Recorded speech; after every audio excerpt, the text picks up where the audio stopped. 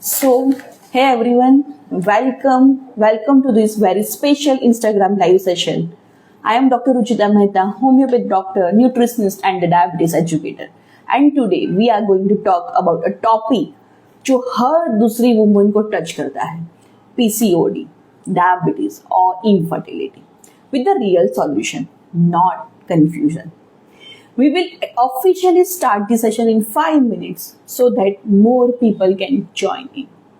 तब तक, if you are here already, drop a heart in a chat and let me know where you are joining from.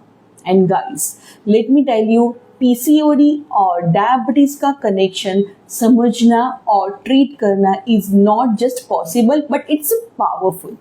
I believe her woman deserve to feel energetic, fertile and free from hormonal imbalance without depending on lifelong medicines. And that's exactly what we will unfold today. Just imagine आपका body आपके साथ काम करे, ना कि आपके against में. No more irregular periods, no more unexplained weight gain, or no more fertility worries.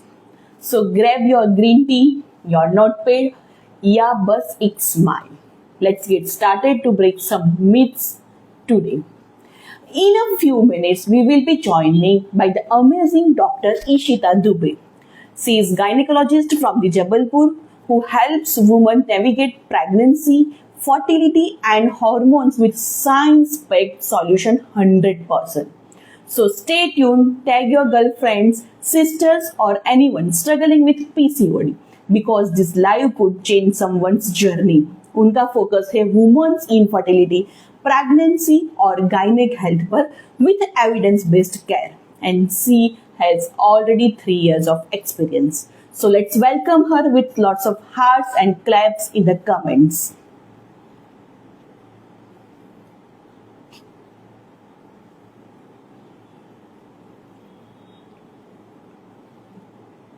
Let me find her.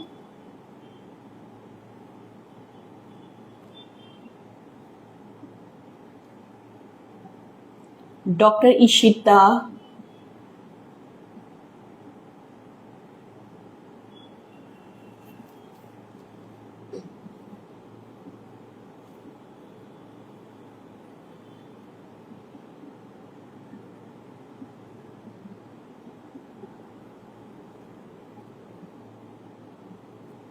Hi, are you from Delhi? That's great.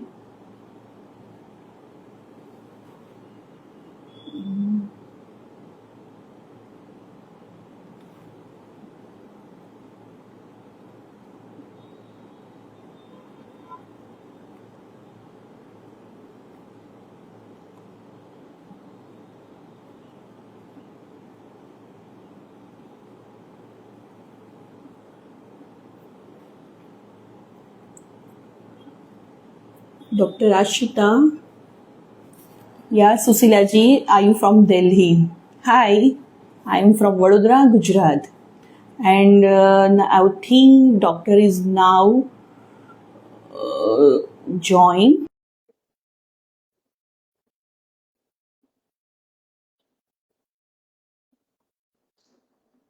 Dr. Ashita, are you there?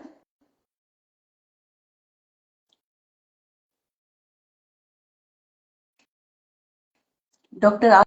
Ashita.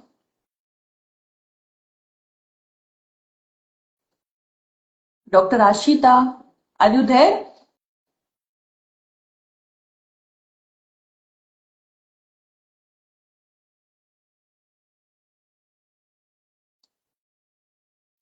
She is there. I cannot see her.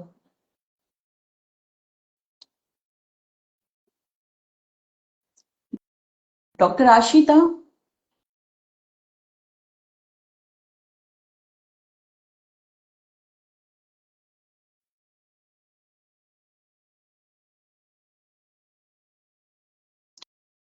I think some network issue is there. Wait for some time, at least 2 to 3 minutes. Mm, Hello. Hello. Yes, yes. Hi. Hi. Good evening. A very good evening to everybody. I have just given your introduction and we have just started this session.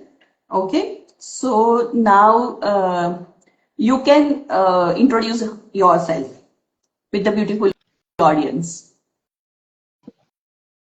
Hi, I am Dr. Ashita. I am a gynecologist and I've been practicing since the last 2 years. And I'm very obliged to be a part of this live session. And Dr. Ruchita ke saath we had a lot of Instagram chats and we discussed a lot of things.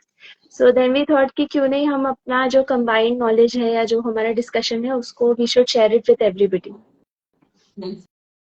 Great, that's great. तो हम हमारा session start करते हैं and audience को कोई भी questions है तो they can comment in the chat box. We will give your all questions answers in the last after the session. Okay, so doctor Ishita, आप ये बताओ कि पीसीओडी और इंसुलिन रेजिस्टेंस उसका लिंक क्या है? क्योंकि जनरली आज PCOD is too common even in young girls. छोटी बच्चियां भी अभी तो पीसीओडी से सफर कर रही है। So what is the connection between the insulin resistance and the PCOD? Okay, तो पीसीओडी जो प्रॉब्लम है, मेरी आवाज क्लियर आ रही है यस, आपको? यस, क्लियर है। तो पीसीओडी जो प्रॉब्लम है actually it is more genetic. मतलब आपका जेनेटिकली मेकअप ऐसा होता है that you are prone to develop this problem. And मतलब ये आप जब अपनी मदर के पेट में होते हो तभी ये चीजें डिसाइड हो जाती है whether you are going to get this problem और नॉट।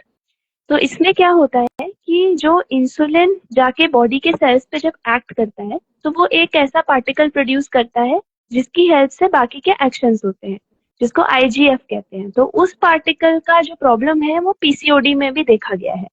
तो व्हेनेवर हम पीसीओडी देखते हैं तो बहुत सारे पेशेंट्स में इंसुलिन रेजिस्टेंस यानी कि आईजीएफ की जो डेफिशिएंसी होती है वो वाली पाई जाती है। तो इसके कारण क्या होता है कि जो नॉर्मल फीमेल हार्मोन्स बॉडी में प्रोड्यूस होने चाहिए वो ना बन के मेल हार्मोन ज्यादा बनने लगते हैं, जिसके कारण पीरियड्स की प्रॉब्लम, इनफर्टिलिटी और बाकी सारे सिम्टम्स आने लगते हैं। ग्रेट। सो एक हमको नॉलेज इस बात का पता चली कि what is a connection, like वो जेनेटिक्स होता है, राइट? सो मैं यहाँ पे एक पॉइंट ऐड करना चाहूंगी कि हाँ, जेनेटिक्स होता है, बट वो फिर हमारी बॉडी में आएगा या डेवलप होगा कि नहीं, that is in our hand. Yes, like मैं जनरली पेशेंट को definitely. एग्जाम्पल देती हूँ कि आपका जीन स्ट्रांग है, मतलब कि आपके पास लोडेड गन है, बट उसका ट्रिगर आपके पास है। आपके अगर आप पास ट्रिगर नहीं दबाओगे तो वो डिजीज आप में नहीं होगा। तो ट्रिगर क्या है? Lifestyle, nutrition, exercise, good habits, right? Yes, so मैं डेफिनेटली। ये बिलीव करती हूँ, या तो दैट इज अ थिंग कि हम ट्रिगर कब दबाना चाहेंगे। So always follow the right guidance जो डॉक्टर आपको देते हैं। नेक्स्ट आगे चलते हैं डॉक्टर आशिता, कि अगर डायबिटीज हो गया है और वो कंट्रोल में नहीं रहता है, so what is the chance of to conceive a baby? या वो इनफर्टिलिटी ही रहती है या they can conceive? Okay, so diabetes अगर एकदम अनकंट्रोल्ड है तो आपके जो हॉर्मोन्स होते हैं बॉडी के उसका बैलेंस भी काफी ज्यादा डिस्टर्ब हो जाता है। जैसे मैंने बताया कि इंसुलिन रेजिस्टेंस में मेल हार्मोन बढ़ जाता है, फीमेल हार्मोन गड़बड़ हो जाता है, हार्मोनल बैलेंस। तो एक तो कंसीव होने में डिफिकल्टी, दूसरा अगर कंसीव होता है तो अर्ली अबॉर्शंस, और तीसरा, अगर प्रेगनेंसी किसी तरह कंटिन्यू भी हो जाती है तो जस्ट टाइम आपने कंसीव किया हो उस समय अगर आपका ब्लड शुगर लेवल बहुत ज्यादा हाई था और अनकंट्रोल्ड था तो बेबी में एबनॉर्मेलिटीज के भी चांसेस बहुत ज्यादा बढ़ जाते हैं। तो अगर अनकंट्रोल्ड शुगर है तो उसमें कंसीव होना भी डिफिकल्ट है और होने के बाद भी बहुत सारे कॉम्प्लिकेशंस आते हैं। तो ये कॉम्प्लिकेशंस अवॉइड करने के लिए क्या सजेस्ट करेगा आप ऑडियंस को कि क्या करना चाहिए? तो इसमें सबसे इम्पोर्टेंट रोल है प्री कंसेप्शनल काउंसलिंग का, मतलब कि आप कंसीव करने के पहले जाकर डॉक्टर को मिलिए। प्रॉब्लम क्या होती है, जब एक बार कंसीव हो जाता है उसके बाद हम डॉक्टर से मिलने जाते हैं, तो जब हमें प्रेगनेंसी का एक्चुअली पता चलता है, कोई भी लेडी को पता चलता है कि हाँ आई एम प्रेग्नेंट, तो ऑलरेडी बेबी का काफी हद तक फॉर्मेशन हो चुका होता है। तो उसके बाद जब हम जाते हैं मिलने, फिर हमारे टेस्ट होते हैं, फिर हम उसमें कुछ चेंजेस लाएंगे, सुधार लाएंगे, तो बेबी का जो मेन डेवलपमेंट होता है वो शुरू के फर्स्ट 1 to 3 मंथ्स में ही हो जाता है। मैक्सिमम जो ब्रेन डेवलपमेंट, बॉडी डेवलपमेंट होता है, तो अगर हम उस पीरियड में ही ये चीज नहीं पकड़ पाते हैं और वो पीरियड निकल जाता है तो बहुत चीजें सुधारना फिर बहुत कठिन हो जाता डॉक्टर ने ये बताया, I am agree with you कि आप जब भी आप मेंटली प्रिपेयर हो जाते हो that I have to now I am ready to conceive, तो तभी जाके डॉक्टर से एडवाइस लेना जरूरी है और तभी रिपोर्ट्स करवाना चाहिए ताकि आपका ब्लड शुगर लेवल कितना बैलेंस है वो चेक कर पाए। और जस्ट ब्लड शुगर क्या नहीं मैटर है, यहाँ पे बाकी न्यूट्रिशन भी देखा जाता है है। Yes, एंड आपकी बॉडी उसके लिए प्रिपेयर है कि नहीं वो डॉक्टर अच्छे से आपको गाइड कर पाएंगे। डेफिनेटली। एंड डेफिनेटली आपने एक चीज बहुत अच्छी बताई कि फर्स्ट से लेके थर्ड मंथ तक it's very crucial for the fetal development. So consume करने से पहले आप ये डेफिशिएंसी दूर कर दोगे और ब्लड शुगर कंट्रोल में ला लोगे, तो ये फर्स्ट जो 3 मंथ्स है वो हम अच्छे से मैनेज कर पाएंगे, राइट? यस। सो एंड बहुत ऑल दी सी ऑडियंस।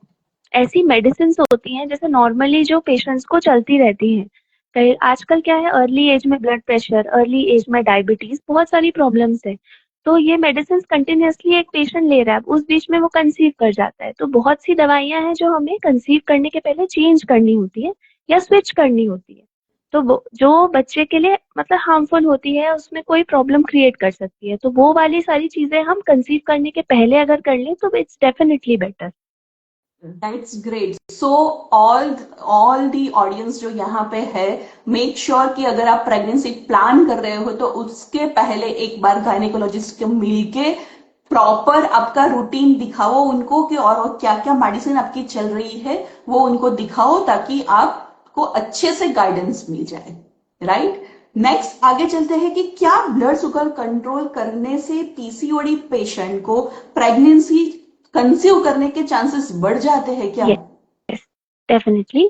जब भी मतलब जो इसकी पैथोफिजियोलॉजी वो स्टार्ट ही इंसुलिन रेजिस्टेंस से होती है। अगर हम फर्स्ट स्टेप को ही कंट्रोल कर लेंगे तो मेल हार्मोन बढ़ना भी कम हो जाएगा और हार्मोनल बैलेंस वापस आके कंसीव करने के चांसेस डेफिनेटली बढ़ते हैं। बट इसमें द ओनली थिंग इज कि जो पीसीओएस का पेशेंट है उसमें इंसुलिन रेजिस्टेंस होना चाहिए। बहुत से ऐसे पेशेंट्स भी होते हैं जिनमें इंसुलिन रेजिस्टेंस नहीं होता है, नॉट नेसेसरीली इतना सीवियर होता है कि वो रिपोर्ट्स में आए। तो that is the only thing, अगर उन पेशेंट्स को हम आइडेंटिफाई कर लेते हैं एंड उनको ट्रीटमेंट देते हैं तो डेफिनेटली कंसीव करने के चांसेस काफी हद तक बढ़ जाते हैं। मैं यहाँ पे आपके साथ बहुत ही अग्री करती हूँ। दैट इज आपने जो पैथोफिजियोलॉजी वर्ड यूज किया, वी आर उसको हम बोलते हैं it's a root cause treating. Yes, मतलब पीसीओडी का रूट कॉज क्या है वो आप पहले फाइंड आउट करो। लाइक इंसुलिन रेजिस्टेंस है कि नहीं वो तो पहले चेकआउट कर लो। हमारे दिमाग में यही है कि पीसीओडी है तो इंसुलिन रेजिस्टेंस है ही है, बट आपने एक मिथ यहाँ पे क्लियर किया कि हर एक पेशेंट में इंसुलिन रेजिस्टेंस नहीं होता है।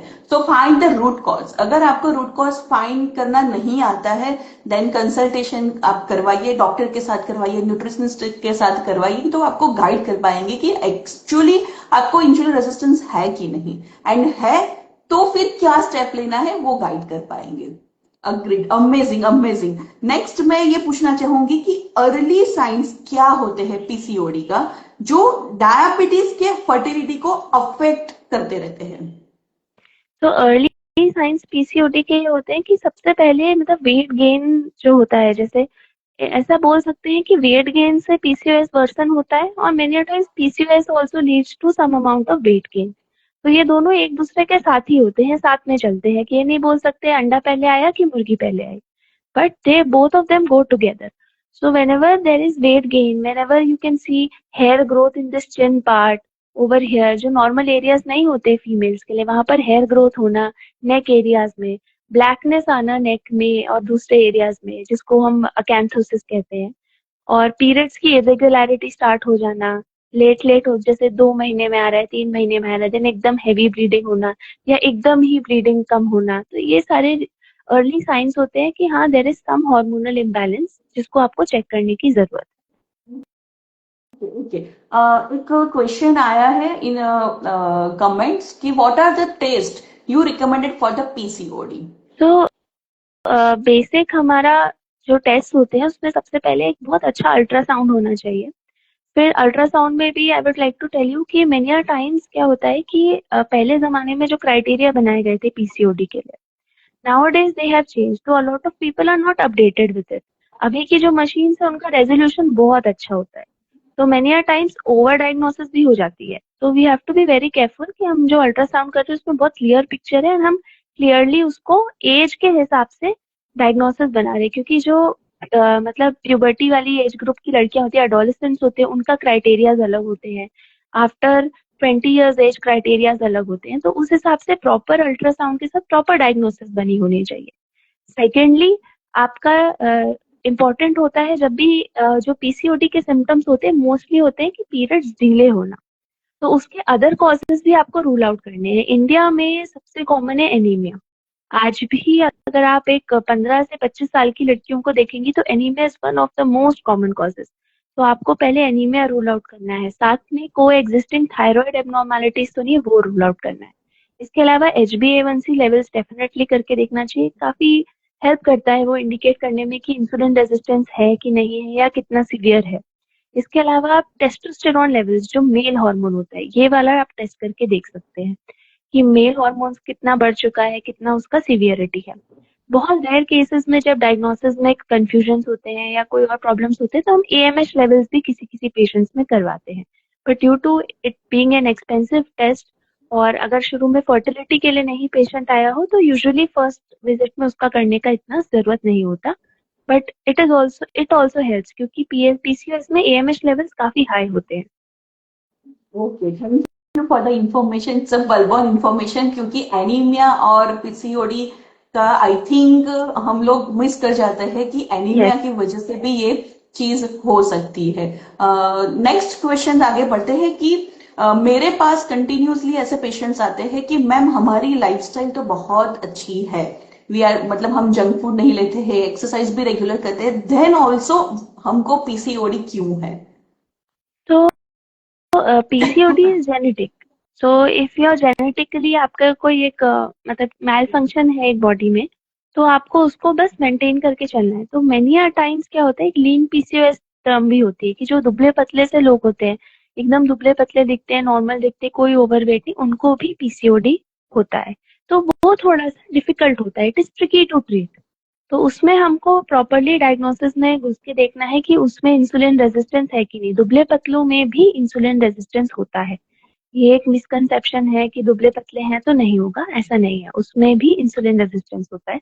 तो उसमें हमें सीरम टेस्टोस्टेरोन लेवल्स और HbA1c लेवल्स, ये सारे टेस्ट काफी हेल्प करते हैं डायग्नोसिस की तरफ और ट्रीटमेंट की तरफ बढ़ने में। और इन पेशेंट्स में भी मैंने टाइम्स देखा गया है कि even some amount of exercise, good quality exercise and adding good quality, और आपके डाइट में शुगर का कम करने से स्पेसिफिकली, मतलब जो रिफाइंड शुगर होती है, काफी हेल्प दिखाई देती है, काफी इंप्रूवमेंट होता है सिम्टम्स में। Agree. मतलब कि आप सोचते हो कि आपकी लाइफस्टाइल हेल्दी है, बट चेक करो कि एक्चुअल में वो हेल्दी है कि नहीं। आप कुछ हिडन शुगर तो नहीं ले रहे, या हिडन कार्ब्स तो नहीं ले रहे हो, यस, राइट? जब भी आप कुछ परचेज करते हो तो लेबल चेक करो कि उसमें कुछ हिडन चीज तो नहीं है, क्योंकि आजकल जो हेल्दी दिखने वाली चीज देखते हैं तो वहां पे विथ स्कैम कभी कभार बहुत ज्यादा उसमें शुगर लेवल्स हो जाते हैं। So yes, please check your definitely. Labels, please check जैसे योर कि लेबल्स। बहुत कॉमनली आजकल बोला जाता है कि आप शक्कर की जगह गुड़ खा लो, कि आप शक्कर की जगह डेट्स ले लो।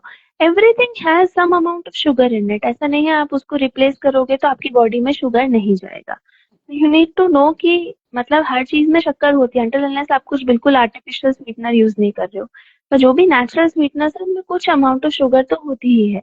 अगर वो आपके डाइट में आप उसको रिप्लेस करके खा रहे हो तो कुछ अमाउंट ऑफ शुगर तो आप ले ही रहे हो। Yes, yes, agreed, agreed. Audience में क्वेश्चन आया है कि if someone have regular periods can have PCOD. Yes, definitely अगर आपके पीरियड्स रेगुलर हैं तो भी पीसीओडी होता है। It is a milder form of PCOD. से आपका लाइफस्टाइल ठीक है, अदरवाइज आप सारी चीजें फॉलो करते हो तो आपको पीसीओडी हो सकता है। अगर आप रेगुलर एक्सरसाइज करते हैं, रेगुलर डाइट फॉलो करते हैं, तो ये वाले जो सिम्टम्स होते हैं ये दब जाते हैं।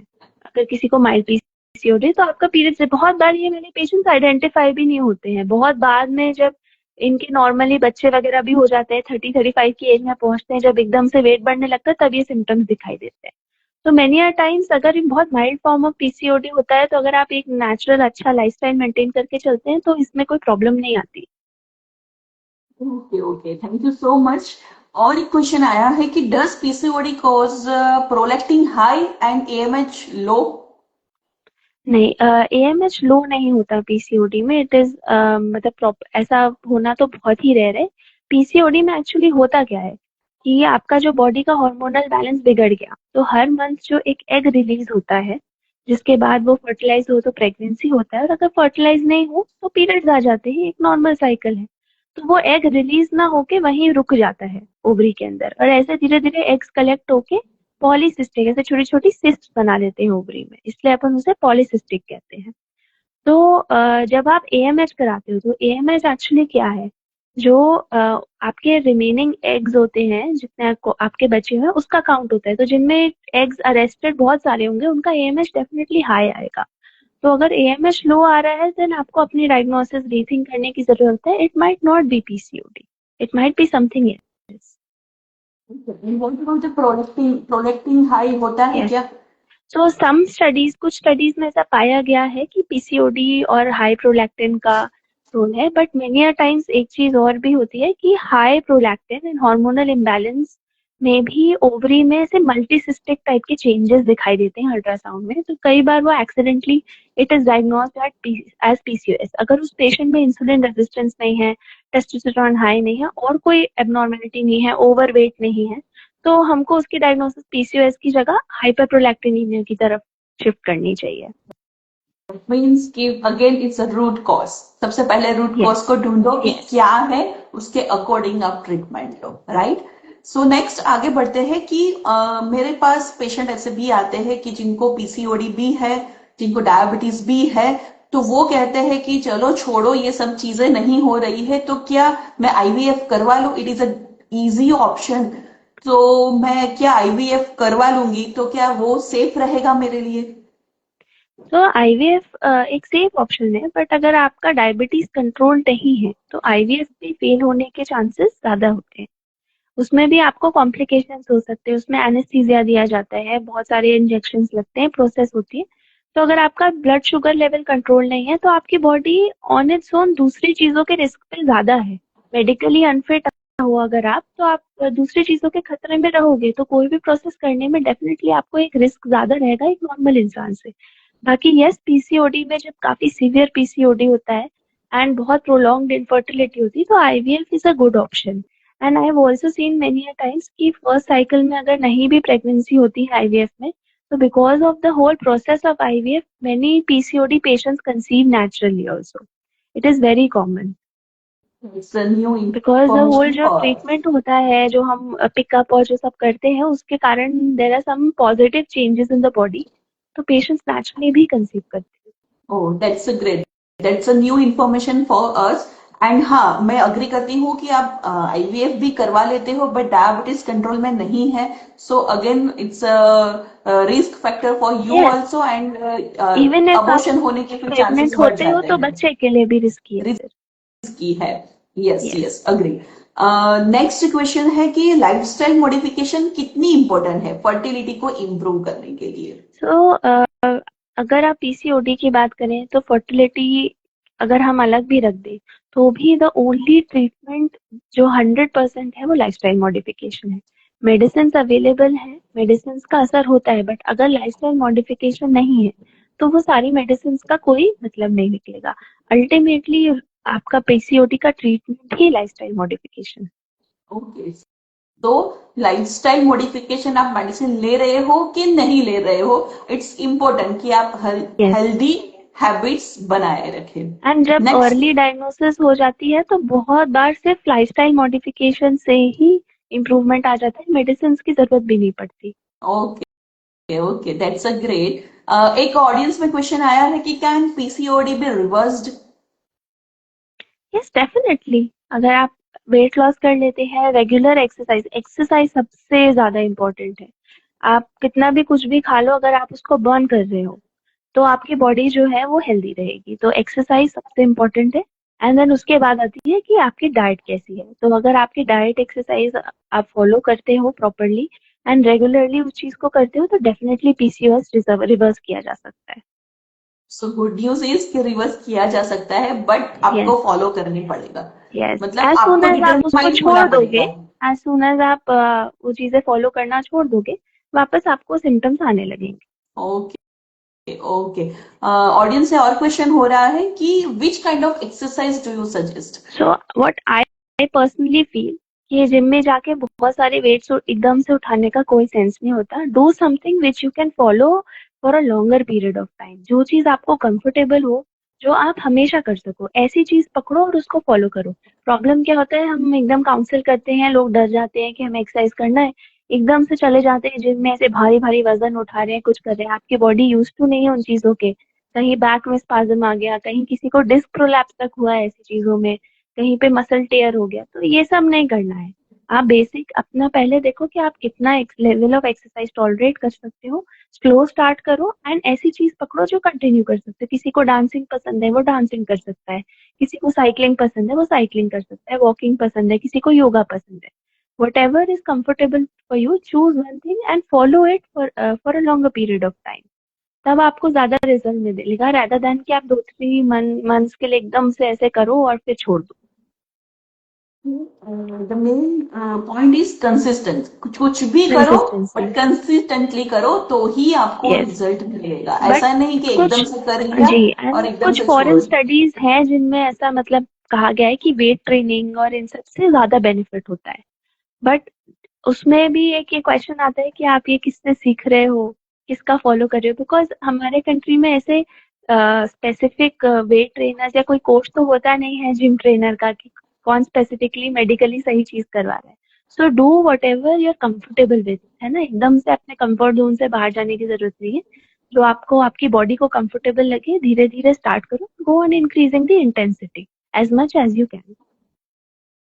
Great, very great information and great session going on.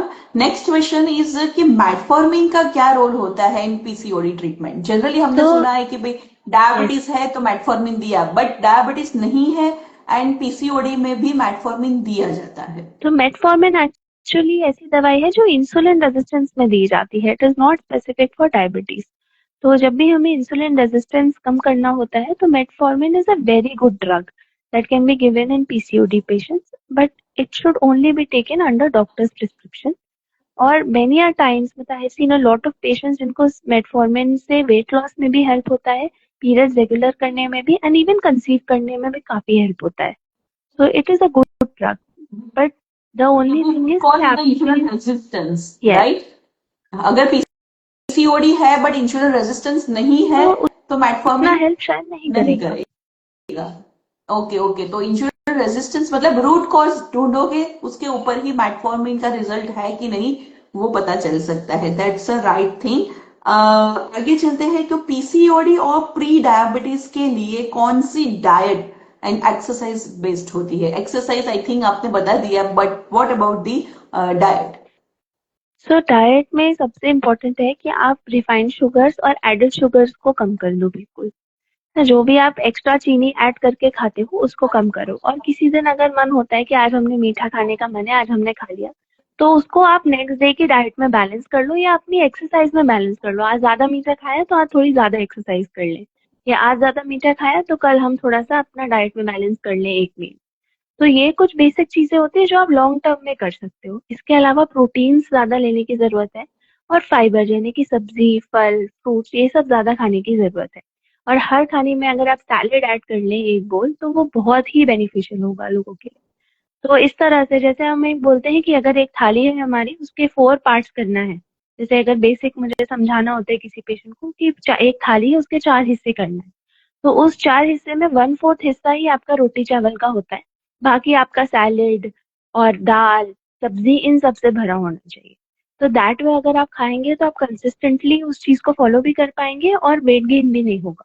It's a great information. मैं एज ए न्यूट्रिशनिस्ट यही एडवाइस करती हूँ, और साथ साथ में हम लोग ऐसा भी बोलते हैं कि आप मिलेट्स एक एटलीस्ट एक मील में आप मिलेट्स इंक्लूड करो। सीजनल फ्रूट्स हम लोग इंक्लूड करवाते हैं इसके साथ, और हर्बल डिटॉक्स भी देते हैं, ताकि जो भी बॉडी में टॉक्सिन्स की वजह से टॉक्सिन्स जमा हुए हैं और उसकी वजह से अगर पीसीओडी है, सो वो हम क्योर कर सकते हैं। एंड अगर इंडिविजुअल बॉडी टाइप क्या है वो भी एक बार चेक करें कि वो बॉडी टाइप बंदे का क्या है, और उसके अकॉर्डिंग अगर डाइट दी जाती है तो वो बहुत ही हेल्पफुल होता है।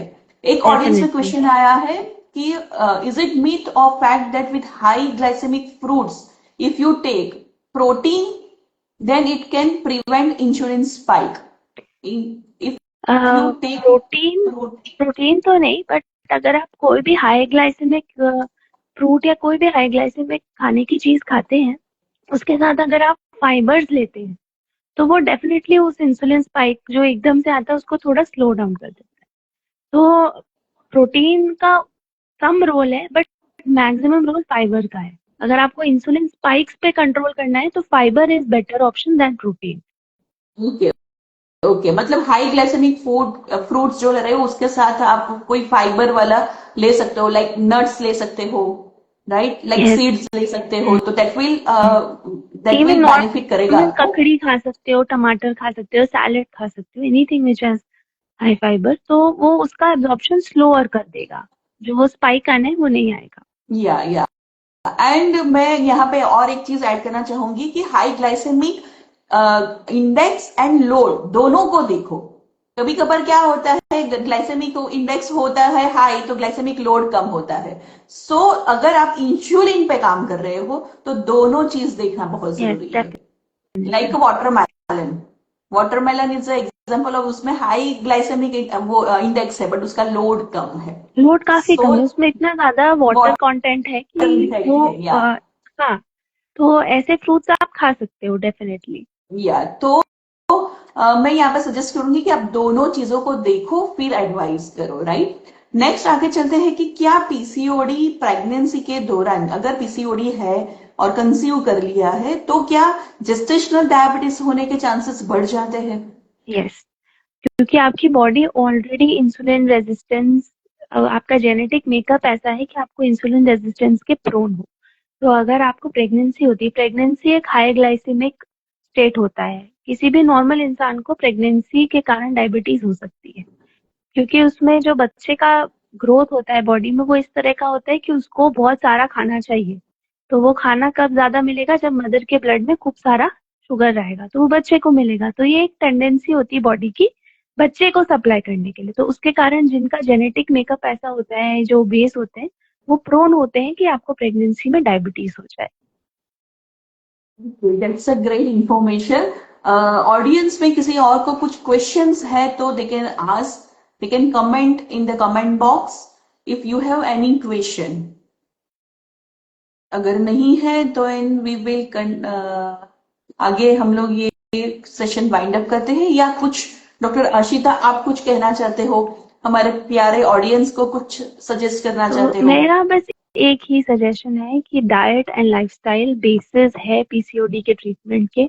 आप डॉक्टर्स को चेंज कर करके, दवाइयों को चेंज कर करके कोई फायदा नहीं होने वाला। अल्टीमेट ट्रीटमेंट यही है, जब तक आप उसको एक्सेप्ट नहीं करोगे और फॉलो नहीं करोगे, आपका कभी भी इम्प्रूवमेंट नहीं दिखेगा। मोस्टली जो पेशेंट्स के साथ प्रॉब्लम होता है वो बहुत जल्दी हार मान जाते हैं। बहुत जल्दी उनको, मतलब जैसे होता है ना, सर्दी खांसी बुखार है, हमने गोली खाई 5 दिन हम ठीक हो गए। तो ये वाली जो वो है थॉट, वो इसमें नहीं चल पाता है। तो बहुत जल्दी हार मान जाते हैं, एक आध महीने में बिल्कुल नहीं हो रहा, ऐसा हो रहा, फिर इसको दिखाना है, उसको दिखाना है, ये दवाई वो दवाई। तो अल्टीमेटली क्या नेट रिजल्ट होता है? कुछ भी नहीं। तो इसमें सबसे इम्पोर्टेंट है कि आप अपना लाइफस्टाइल पे बहुत ज्यादा फोकस करें। उसमें टाइम लगता है, एटलीस्ट 3 मंथ्स हम मान के चलते हैं कि आपको उसमें ढलने में और उसको अपना इम्प्रूवमेंट दिखने में लगेगा। तो वो टाइम अपने आप को दे, अपनी बॉडी को दे, एंड उसको कंटिन्यूअसली फॉलो करें। डेफिनेटली पीसीओएस आप रिवर्स कर सकते हैं। मतलब यहाँ पे पेशेंस रखो और ट्रस्ट रखो, दो यस। चीज होगी आपके पास तो आप अच्छे से ये जंग को भी जीत सकते हो, राइट। एक क्वेश्चन आया है कि व्हाट अबाउट दी स्टेविया। जब हमने शुगर और जगरी की बात की तो यहाँ पे एक उन्होंने पूछा है कि व्हाट अबाउट दी स्टेविया, क्या स्टेविया हम ले सकते हैं? हाँ, अभी तक कोई ऐसी स्पेसिफिक स्टडीज नहीं आई है कि स्टीविया लेना बहुत ज्यादा हार्मफुल है। तो उसको आप यूज कर सकते हो, पर एक मॉडरेट अमाउंट में यूज करिए, एक लिमिटेड अमाउंट में यूज करिए, क्योंकि कोई भी आर्टिफिशियल चीज बहुत ज्यादा अगर आप अमाउंट में लेंगे तो उसके कुछ ना कुछ साइड इफेक्ट्स हो सकते हैं। अभी तक ऐसा कोई स्पेसिफिक उसके कारण प्रॉब्लम नहीं दिखाई दिया है, but yes, use everything in moderation. मैं यहाँ पे एक मेरा पर्सनल एक्सपीरियंस शेयर करना चाहती हूँ। स्टेविया वाला या शुगर फ्री प्रोडक्ट्स जो हम बोलते हैं, तो उसमें शुगर फ्री मतलब चीनी नहीं है या शुगर या जैगरी नहीं है, बट कार्ब्स तो इतने ही है। So sugar free does not mean carb free. So वहां पे कार्ब तो मोस्टली है जो ही, और हम क्या करते हैं। स्टीविया स्टीविया प्रोडक्ट्स होते हैं, इसमें मोस्टली कार्बोहाइड्रेट्स नहीं रहते हैं। नहीं, बट अभी जो आप दूसरे देखो ना तो मार्केट स्टेविया में, के साथ वो मतलब काजू कतरी तो वो स्टेविया वाली मिल जाती है, एक्चुअली राइट। क्या है, जो काजू कतरी है उसमें अपने कार्बोहाइड्रेट्स है। आप यस, कोई भी मिठाई खाएंगे उसमें अपने कार्बोहाइड्रेट्स है। तो ओवरऑल आपको ये देखना है, मतलब अगर आप खा भी रहे हैं तो उसको बर्न कर लीजिए। दैट इज मोर वही इम्पोर्टेंट, उसको बैलेंस वही कर चीज लीजिए। मैं वही बोलना चाह रही हूँ कि आप वो माइंड में रखिए कि आपने शुगर फ्री खाया है, दैट डजंट मीन कि कार्ब फ्री, वो कार्ब तो है ही। सो मॉडरेशन इज अ की। इज इन द आप शुगर फ्री यस। खा रहे हो या शुगर वाला खा रहे हो, but moderation portion control is a की। मैंने हर एक डायबिटीज पेशेंट में ऐसा देखा है। ये जब ये पीसीओडी से थोड़ा सा डाइवर्ट है, बट बंदे क्या करते हैं, शुगर फ्री आइसक्रीम तो शुगर फ्री ही है ना, तो बहुत ज्यादा खा लेते हैं, बट उसमें फैट तो वैसे भी है। सो डेफिनेटली उसमें रिलैक्स होने की कार्बोहाइड्रेट, जरूरत नहीं है। आर्टिफिशियल फ्लेवर्स, केमिकल सब कुछ है। सब कुछ होते हैं तो वो फ्री होने की जरूरत नहीं है कि हाँ भाई मैं तो शुगर फ्री ही खा रहा हूँ। और उसमें फिर क्या हो जाता है कि वो 5-6 गुलाब जामुन उठा लेते हैं, तो बेटर है कि शुगर वाला खाओ, तो माइंड में कंट्रोल रहता है कि मैं शुगर वाला हाँ, खा रहा एक हूँ ही तो मुझे एक ही खाओगे। खाना यस। है ना। तो वो चीज इंपॉर्टेंट है। नेक्स्ट क्वेश्चन आया है कि only half HR walking can help. Half HR half walking hour can help. Walking I think. Half hour, हाँ हाँ हाँ, ओनली हाफ एन आवर तो वॉकिंग कैन हेल्प। अब हाफ एन आवर वॉकिंग, अब आपका इसमें ये देखना है कि आपका बॉडी वेट कितना है ना, आपका बीएमआई कितना है, कि मतलब आपका बॉडी वेट आपकी हाइट के हिसाब से कितना ज्यादा है या कम है या नॉर्मल है। और दूसरा, आपकी डेली एक्टिविटीज कितनी है और आप कितना कैलोरी इनटेक कर रहे हो। अगर आप डेली, जैसे किसी किसी की लाइफस्टाइल होती है उसमें बहुत भाग दौड़ होते हैं, पूरा घर का काम करते हैं, ऊपर नीचे भागते हैं, यहाँ से वहां करते हैं, तो उनका डेफिनेटली कैलोरी वो ज्यादा बर्न करेंगे। अगर वो हाफ एन आवर भी एक्सरसाइज करेंगे तो उनके लिए सफिशिएंट है। लेकिन जो ऑफिस में बैठ के काम करता है, जिसको लैपटॉप के सामने दिन भर बैठ के काम करना होता है, वो सिर्फ हाफ एन आवर करेगा तो उसके लिए इंसफिशियंट है, क्योंकि उससे ज्यादा वो खाना खा लेगा। तो आपको ये देखना है आपका डाइट में कितनी कैलोरीज है, आप कितना ऑलरेडी नॉर्मल आप बर्न कर रहे हो और कितना एक्स्ट्रा है, उस हिसाब से आपकी एक्सरसाइज डिसाइड होनी चाहिए। That's a great idea. Stevia is a natural plant based है। yes, it is a yes. plant based। और कोई क्वेश्चंस क्वेरी है, so you can ask in a comment, नहीं तो we can wind up this session, right? Thank you so much Dr. Ashita to join and to share this practical tips। नहीं तो generally सबको पता ही है कि ये करना है, बट कर नहीं पाते हैं क्योंकि प्रैक्टिकल यस। नहीं होता है। सो प्रैक्टिकल सेशन भी दिया और साइंटिफिक नॉलेज भी आपने दिया।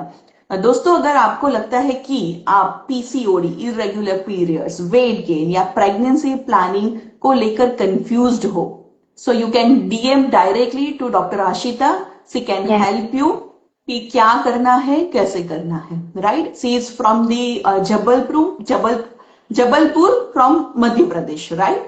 Yes. So if you want you have any confusion, you can directly DM her. उनका इंस्टा हैंडल है एट, आप बोल दो आपका insta Care for handle her at care. by Dr. Ashita. Okay, so you can contact her and follow both our pages for the more such information, as I am working as a nutritionist and a diabetes educator, and she is working as a gynecologist and especially like PCOD and infertility Yes, cases, right? I'm an So thank you. infertility specialist. Yeah. Thank you. So thank you so much, Dr. Asita, and thank you, Thank audience. you. Thank you so much. Thank you Thank you so everyone for much, joining. everyone. Stay healthy, stay hopeful. Bye bye. Take care.